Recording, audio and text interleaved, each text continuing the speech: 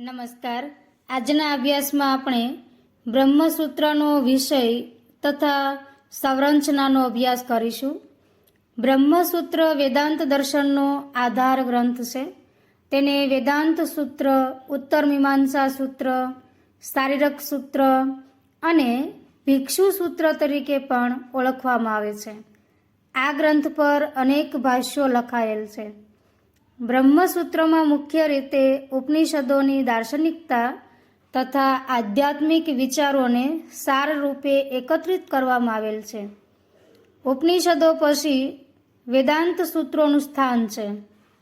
પ્રસ્થાનત્રયીમાં તેનું મહત્વનું સ્થાન રહેલ છે, જેમ કે ઉપનિષદ, શ્રીમદ ભગવદ્ ગીતા તથા બ્રહ્મસૂત્ર ન્યાય પ્રસ્થાન છે. કારણ કે બ્રહ્મસૂત્ર વેદાંતને પૂર્ણતઃ ઢંગથી પ્રસ્તુત કરે છે. ભારતીય પરંપરામાં આ વાત દ્રઢમૂળ છે કે સૂત્રોના કર્તા કૃષ્ણ દ્વૈપાયન છે. આધ્યાત્મિકતાની ગુરુ પરંપરામાં સૂત્રકારના સ્થાન પર વેદવ્યાસનું નામ અગ્રસ્થાને હતું. બદરી વનમાં મહર્ષિ વ્યાસનું વિશાળ શિક્ષા કેન્દ્ર હતું. બદરી વનમાં રહેતા હોવાથી જ તેઓ બાદરાયણ તરીકે પ્રસિદ્ધ થયા.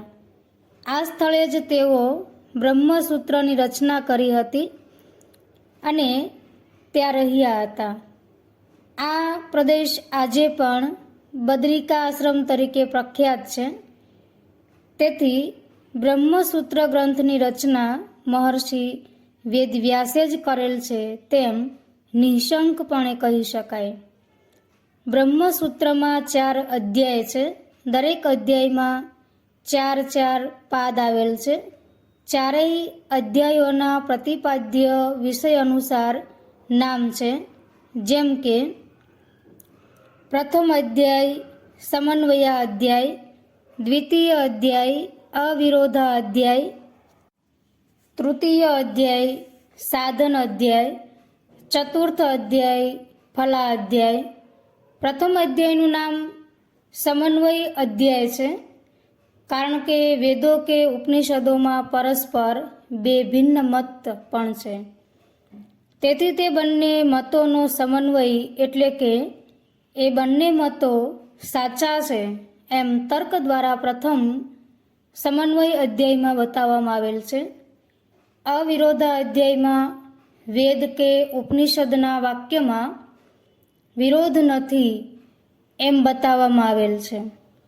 સાધન અધ્યાયમાં બ્રહ્મ પ્રાપ્તિનો ઉપાય, મુક્તિના બહિરંગ અને અંતરંગ સાધન વિશે કહેવામાં આવ્યું છે.